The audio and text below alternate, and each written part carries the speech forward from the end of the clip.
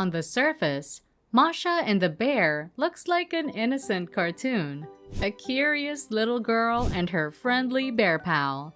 But look closer, and you'll see the real story. Masha isn't just visiting Bear, she's running the show. She walks into his house like she owns the place, destroys everything in sight, and somehow Bear just lets it happen. Every single time. Now, I've got questions. Where are her parents? Why does a literal bear take orders from a 3-foot-tall human? And most importantly, who's actually in charge here? Today, we're breaking down the evidence, the chaos, and the sneaky clues hidden throughout the show. Because once you see what I'm about to show you, you'll realize Masha isn't Bear's sidekick. She's the boss, and he's just along for the ride. This is the tiniest dictator in animation history. Let's dive in. First, let's introduce our players. Masha. She's small, fearless, energetic to the point of concern, and apparently has no parents asking where she is. Seriously, where are her parents? Does she live alone in that house by the railroad tracks? Bear. Massive, gentle, retired from the circus, and probably one broken vase away from a stress-induced heart attack. He's got a cozy home, a garden, hobbies like fishing and beekeeping, just what you might expect a bear's retirement to look like. Now, logically, Bear should be the leader here. He's older, bigger, wiser, and, well, a literal bear. But nope.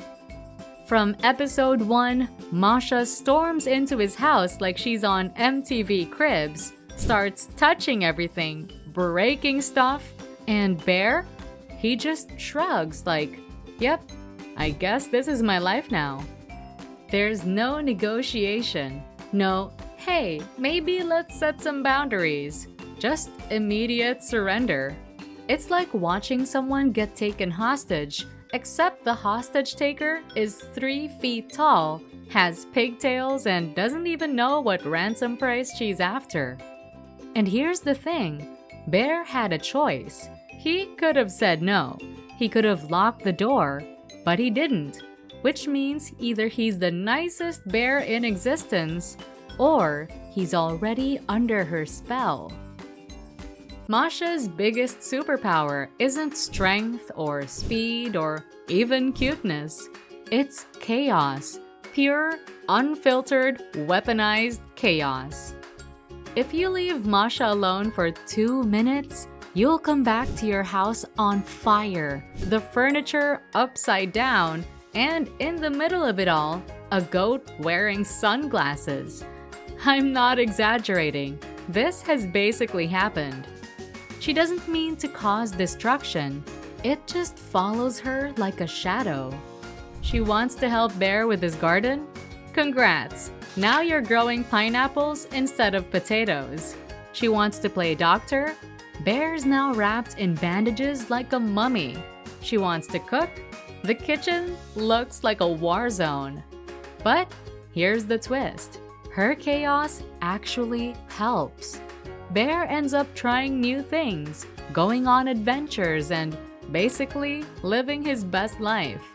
Without her, Bear would be retired, watching Netflix, and growing tomatoes until he dies of boredom.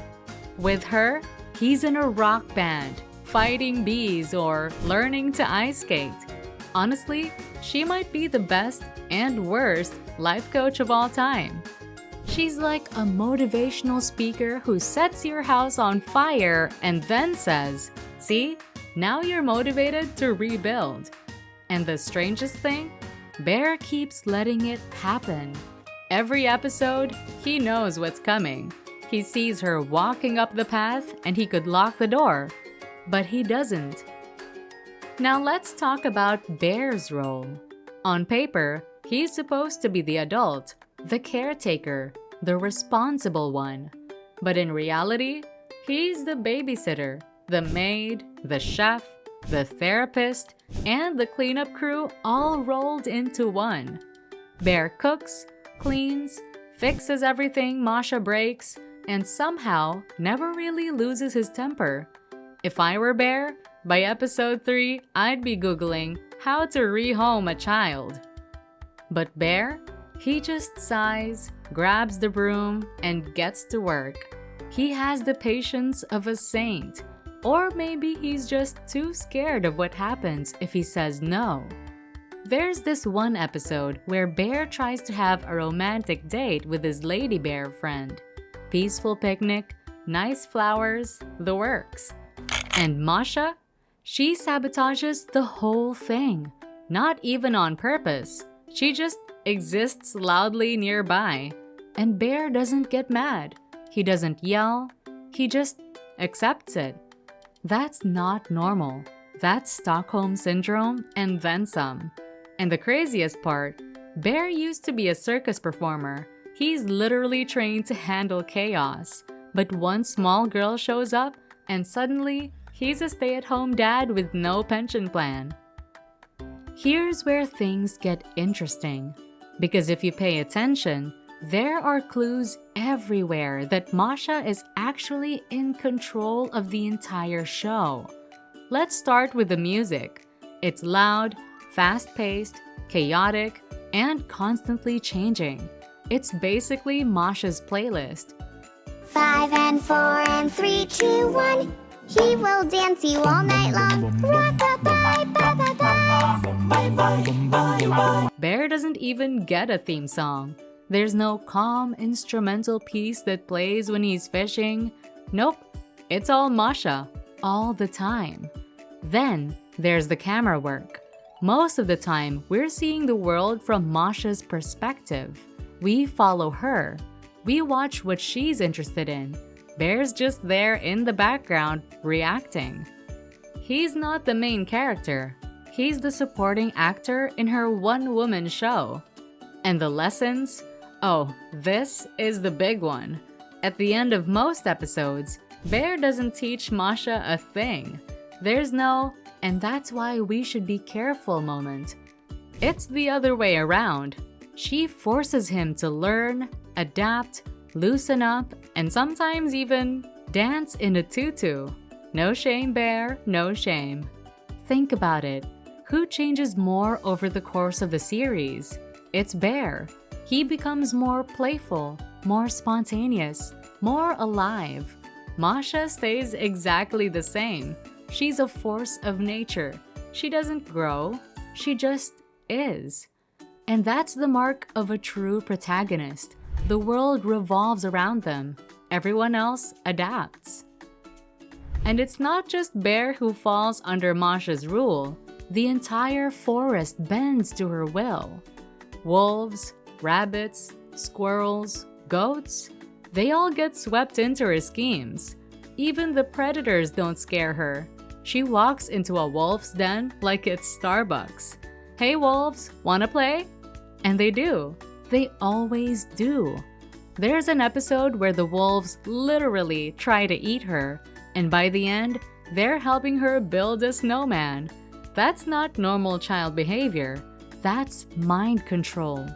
It's almost like Masha isn't just a kid. She's the forest's mob boss. You cross her, and suddenly you're playing dress up against your will. You ignore her, and she shows up at your house with a megaphone. And what doesn't add up, nobody ever kicks her out. Nobody ever says, you know what, Masha? Not today. They all just accept their fate. Okay, let's get real for a minute. Because Masha represents something specific, childhood curiosity with zero boundaries.